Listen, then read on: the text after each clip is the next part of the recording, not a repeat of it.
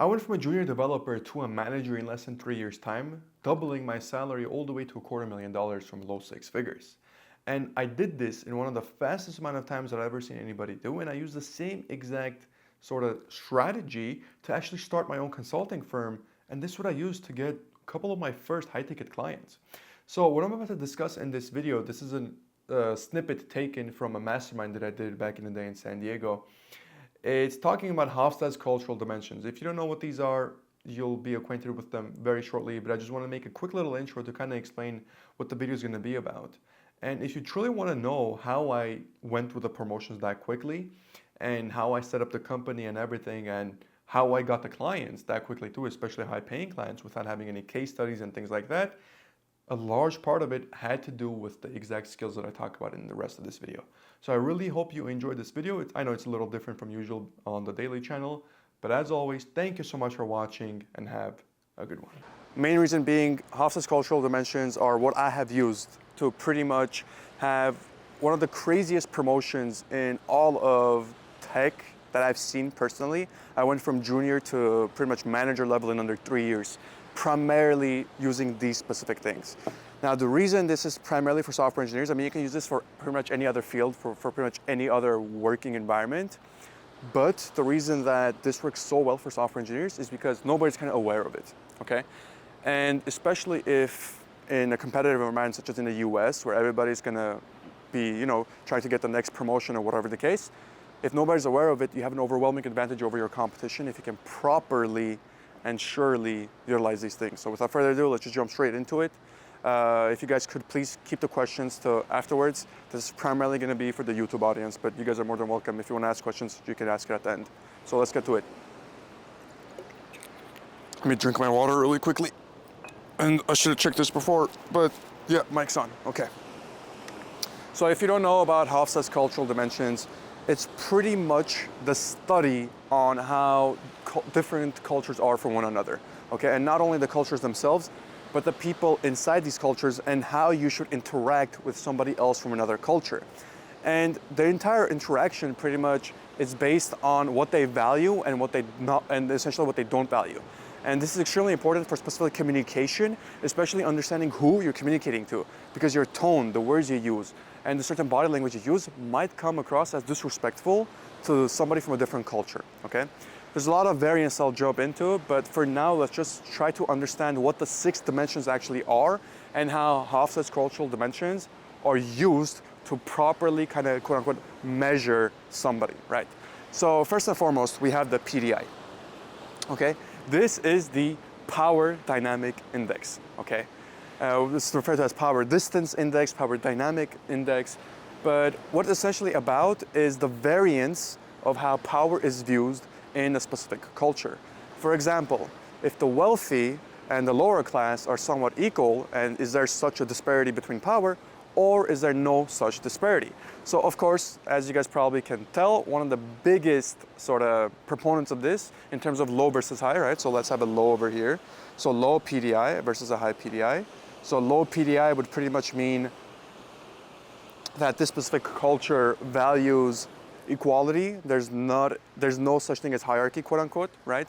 Whereas a high PDI would indicate that there is such a thing as hierarchy, and there is, of course, a power distance between, be it employees, be it people, whatever the case. So one of the lowest power distance societies or cultures is actually the US. And I know this might sound a little bit weird, but let me explain. So what I mean by this is, especially for you software engineers, many of you in Scrum meetings or in Agile meetings, and especially if you later set up your own business, you'll understand that you as a junior, you still had a say in a lot of the things in the company, okay? So you could potentially challenge a senior developer without worrying about repercussions or potentially being fired or whatever the case. So even in a Scrum environment, they might even tell you, hey, what do you think about this, right? Hey, John, what do you think about this? And you could be a junior, just started off, and they would still ask for your opinion, right? Now, that's because USA ranks relatively low in the PDI index. But if, let's say, we move on to another country, let's say China, okay? China. So in China, the power index, the power dynamic index is extremely high, okay? So there, hierarchy is respected and authority is demanded. So a junior developer would never, ever, in their right mind, ever decide to challenge a senior developer, especially on a meeting. In fact, they would probably be very quiet and they wouldn't say anything unless spoken to. And in a specifically business environment, the CEO, the top of the company, wouldn't be easily kind of reachable, and somebody that's down in the chain wouldn't be able to just approach the CEO and casually talk. They would have to go through a proper chain of command to get to the CEO, right? Now, of course, this is somewhat seen in the US as well, but as mentioned before, this isn't like a black or white, it's more so like a grayscale. There's levels to this, but in general, US you could consider low, and in China, this would be considered high. So this is extremely important, whether you're a business owner or you're a software engineer yourself, to kind of understand who you're dealing with and which path you kind of have to go on, okay? If it's gonna require you to be more, professional with somebody and respect their hierarchy, you can change your entire communication style and the way you approach business to match them. If you know that hierarchy is there's no such thing as hierarchy in this case, everybody has, room to speak, then you would be best well to kind of allow that in your own specific culture, especially if you're working with people from somewhere like this, right? And to also kind of hear out the people under you or whatever the case, right? Next, let's move on to individualism versus collectivism, okay, the IDV. So once again, we're gonna have a low scale and we're gonna have a high scale.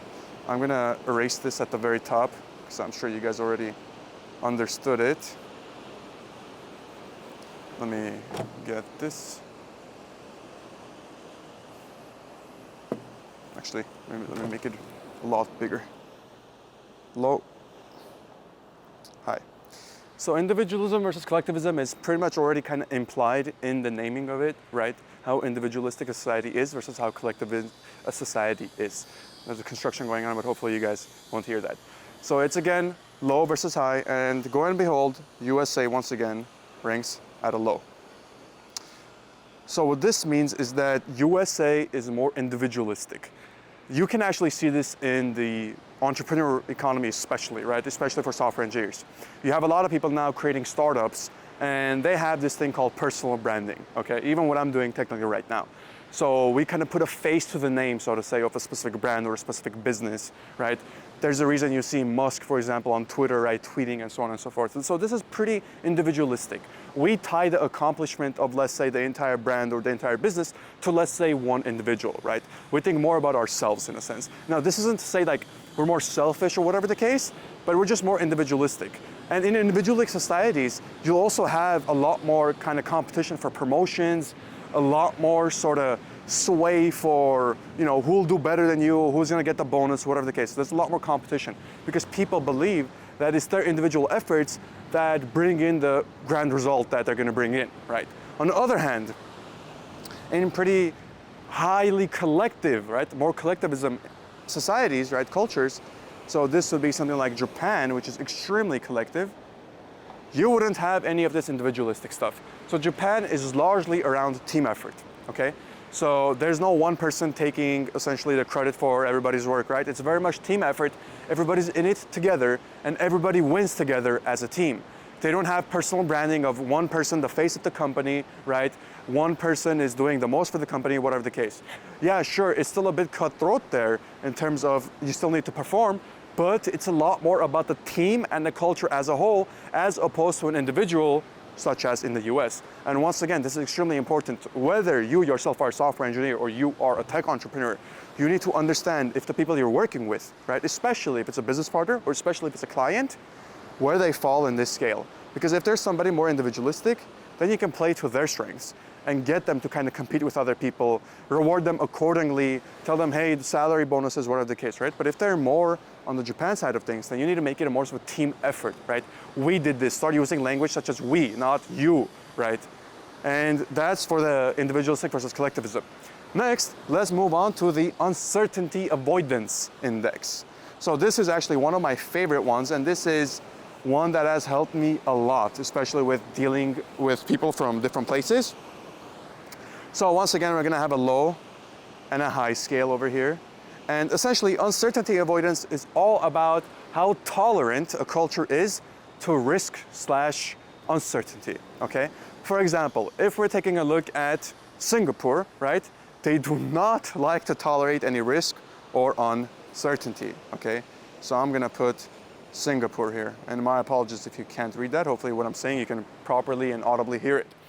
So when it comes to Singapore, for example, whether you're a software engineer there, whether you're a tech entrepreneur, in Singapore, you wouldn't, let's say, adopt a new framework, you wouldn't adopt a new technology, and if you're a business, you 100% wouldn't try to pivot instantly, okay?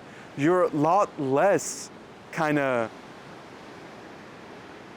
what's the best way that I can put it? You don't like risk. You want to avoid risk, okay? And anything that's risky, anything that's somewhat jeopardizing, you want to stay away from. So you'll see that if you're working with kind of people from Singapore, especially on the software side of things, they'll be less likely to adopt new features. They'll be less likely to kind of test ideas, right? Take less risks. And especially if you're in a business environment, they will be less likely to kind of pivot their business, okay? However, if you're in, let's say, a country with extremely high, oh, I said it all backwards. Now let's talk about uncertainty avoidance index. This is probably one of my favorite ones to talk about because it's probably got me the most ROI in terms of knowing about this. So once again, you have a low scale and then a high scale, okay? Uncertainty avoidance is really, just as the name suggests, how tolerant a culture is of risk or uncertainty. And once again, you have a low scale and a high scale, okay? Now, if we take a look at Singapore, okay, they actually like risk and uncertainty, which is funny because you would have never thought that they would be kind of tolerant of risk, right? Especially when you think of Singapore. But they are quite tolerant of uncertainty and avoidance. In fact, when you work with people from Singapore, they are a lot more likely to actually test new features, new products, and do a bunch of split testing. And especially from a business standpoint, they're a lot more likely to pivot into a new business model, okay? Whereas on the other side, if we have, let's say, Germany, they do not like risk or uncertainty at all.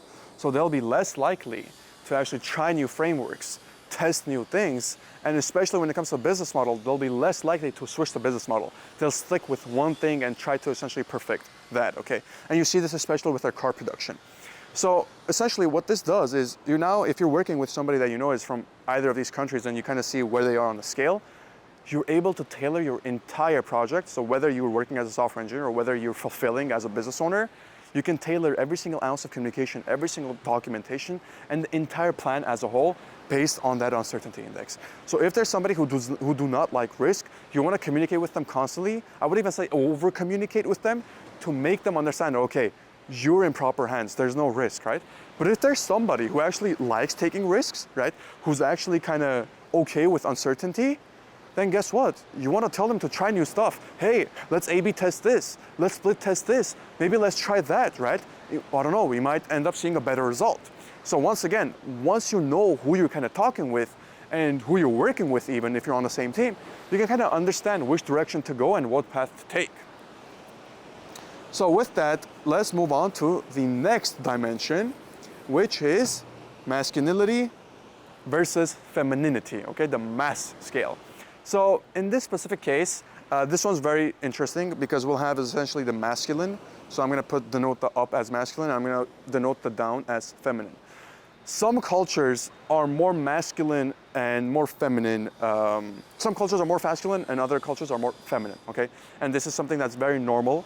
And specifically here, I would say it's more so regional. For example, USA and Japan are very masculine in a sense. And what I mean by this is that, oops, let me fix this little thing. So in the US and in Japan, in both cases, there's a lot of competition, okay?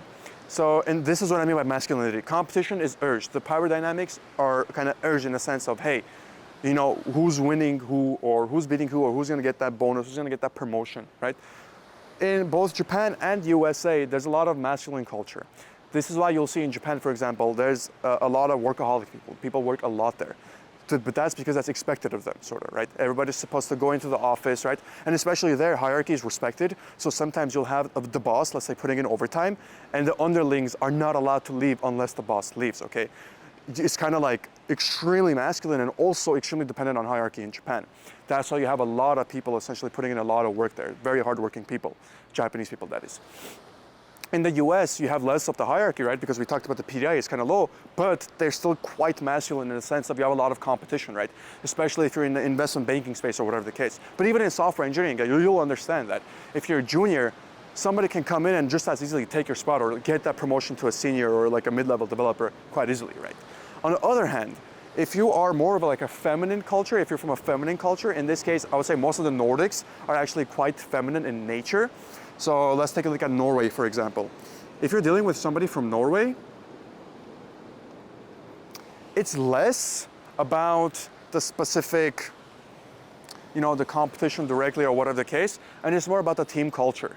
So in places such as, for example, the USA and Japan, you'll have a lot of competition for promotions or whatever the case. But in Norway, you'll see a lot more emphasis on team stuff. Okay, so it's less about direct competition and more about how everybody can kind of coexist with each other. It's more about culture building. It's more about creating an environment where it's not necessarily cutthroat and the reward is more money, but rather the reward is maybe a work-life balance and a culture where everybody's happy, everybody works together, right? That's more so Norway style. And once again, this is extremely important, especially if you're a business owner yourself, because determining on who your employees are, you'll be able to kind of dictate your culture. Okay, am I making it more competition based and have money as a reward, or am I making it more so cultural based and have work-life balance as a reward, right? Because either or can influence people and motivate them to work even harder, right? Depending on which culture they're from. So the next one, let's take a look at LTO, and this one is more so long-term versus short-term. So long-term I'm going to denote with an uptick, and a short-term I'm going to denote with a downtick. So it's, as the name suggests, are cultures more so long-term oriented in terms of goals or more so short-term oriented in terms of goals, okay? Now, right off the bat, if you saw kind of like the long-term stuff, you already know that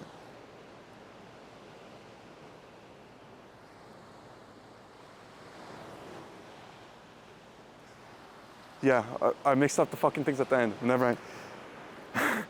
So it's, as the name suggests, is more so about long-term versus short-term, right? So is a culture more tolerant of long-term oriented goals or more so short-term oriented goals? So right off the bat, as you probably already thought of, okay, Japan versus US. And yes, you're right. So long-term oriented, you have more so Asian cultures. So you have Japan, China, right? And short-term oriented, you have more so US, for example. So long-term, for example, Japan, China, you'll have businesses that are maybe over 100 years old, okay? You'll have family, generational run businesses, and people are always talking about the long term, right? And this can influence many things. This is partly one of the reasons that you see most businesses in China have a lot of actual cash, liquid cash in their businesses because they're always expecting like a doomsday scenario that they can prepare for. So they're looking at things in a very long-term mindset, right? On the opposite end, in the US, everything's about short, quick wins like this. Okay? It's less about the long term, it's more about the short term realization of your goals, especially financial goals. You can see this even being reflected in social media, right? With a lot of social media in the US, getting rich very quickly, do it when you're young sort of type of mindset, right? And in business as well, do it fast, get there sooner, right? Whereas in Japan and China, it's more about, and I just realized I put Qing instead of China. In Japan and China, it's more about the longevity of the business. So it doesn't just end with their lifetime. They're always thinking about, okay, passing it down to another person. And it's more about how long can I have the business essentially last, right? And how much I can grow it during that time frame, as opposed to USA, maybe I want to get the business to 50 million as soon as possible and just sell it, okay? Once again, this is extremely important for you to know who you're dealing with, whether you're working for somebody like this, whether you have somebody like this on your team, to kind of create the vision around your business or whatever it is that you want to do. If you have a lot of people from Japan or China working with you, for example, you want to create a long-term vision for them to kind of understand and be behind. You want to let them know that, hey, this isn't only about us, right? Future generations from us, our kids, your kids, they're going to be in this as well. And this business is going to last 100, 150 years, 200 years down the line, okay? This business is here to stay. And you can create a long-term oriented vision for them, for your team to be more motivated to kind of follow you. If you're US based, right, you have a lot of people from the US, they want to see quick wins, like short, quick wins, big wins. Then you tell them, hey, this is going to be in the next 5 to 10 years. We got to make it such that we're going to do a very big exit, right? And kind of motivate them like that. Create a vision such that it has more so short-term oriented goals. And then, of course, last but not least, once again, this is extremely important. All of these are important, but each one that I get to, I get more excited about it. This one is indulgence, okay, versus restraint. So I'm gonna denote uptake as being more indulgent, and I'm gonna denote downtake as being more restrained. Now, when it comes to specific cultures, I mean, there's a lot we can talk about, okay, are they indulgent or restrained? But in this specific case, I'm talking about more so the work environment in general, and I'm tailoring it towards software engineering. US in general is extremely, extremely indulgent, okay? It has one of the most hedonistic cities in the world, right? It has some of the most hedonistic cultures in the world in general. A lot of money, a lot of material stuff in the US. It's very indulgent in certain things. It's talking about food and all that stuff, like media consuming all this information, right? US in general is quite indulgent. So I'm gonna put US over here, USA. On the other hand, we have more so restrained societies, okay? Now, restrained societies, we have, once again, Japan and China. Now, let me kind of explain what the hell this has to do with specifically business, or even you as a software engineer in this kind of environment. How can you make use of this?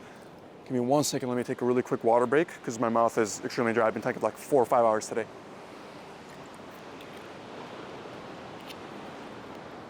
So, if I'm working with somebody from the US, I know that since they're indulgent, they're gonna naturally want indulgent things. This is why you see in a lot of offices, for example, if you go to Bay Area or even Google and stuff, and especially California, a lot of the offices have game rooms, have things that don't really, it's not professional, so to say, okay? It's more about indulgent, just being indulgent. I have a game room, I have my own, let's say, cafe, I have my own, let's say, cafeteria with an ice cream machine or whatever the case, right? Stuff that you don't particularly need and it's not professional, but because the US is a very indulgent society, they'll have these things at their workplaces, right? And of course, this goes beyond the workplace. This goes pretty much everywhere else.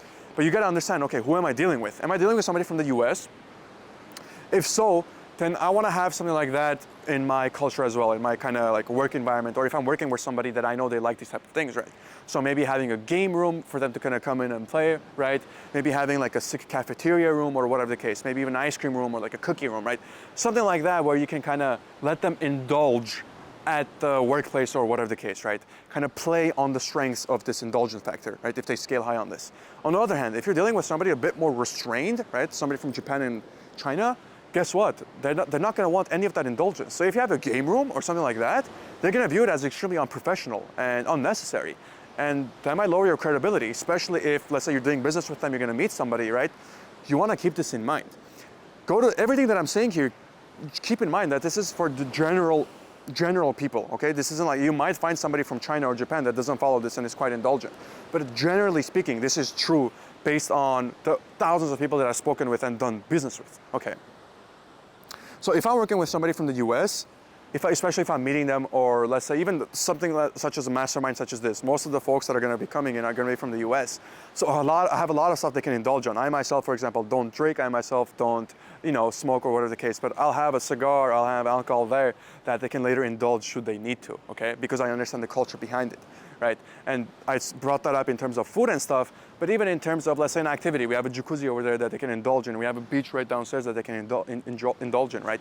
That's because I understand the culture behind it. But if I had a lot of, let's say Japanese people here or Chinese people here, I would have chosen a more professional venue and less laid back. I would have chosen maybe a high-rise, right? And now at a high-rise office or somewhere with a bit more unique kind of professionalism, right? Kind of with a bit more quality in a sense of upscale quality, right? Not something like chill, such as a beach area.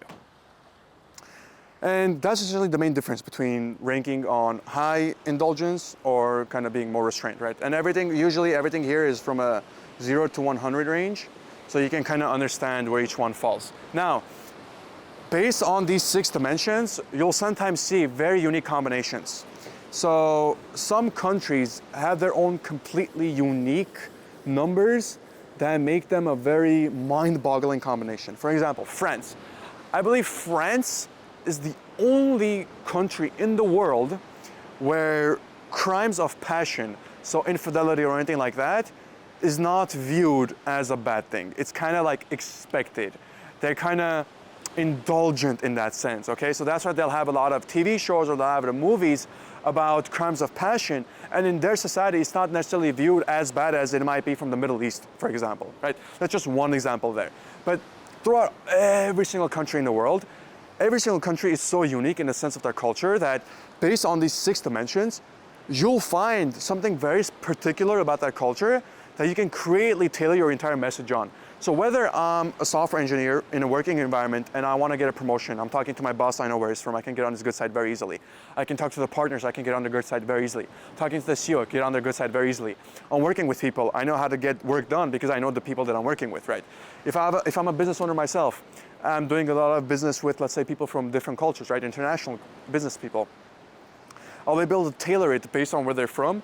I'll rank each of these things from 1 through 6, right? I'll get the scores and I'll rank on which ones they ranked highest on to kind of ascertain which one is more important for me to focus on. And I'll literally from A to Z, based on the onboarding, right? All the way to the deboarding process, based on onboarding from the first sales call that I do, all the way to the last call that I have with them where we start working together. Every single thing, every single document, every single communication, everything will be tailored specifically to them. And this is why, especially for software engineers, you might not have any idea what the heck this was, but now you do. So please, I urge you, whether you're an employee, whether you want to start your own business, go and study the Hofstede's cultural dimensions. I'll link down a website you can use, and any person that you're trying to meet, whether you're going to a local Chamber of Commerce event, whether you're going to talk to an old friend from high school, whether you're going to talk to a coworker, understand where they're from, right? All these 6 different dimensions, and custom tailor your approach to them, right? If some cultures, for example, respect gift giving or expect it, do so, give a gift.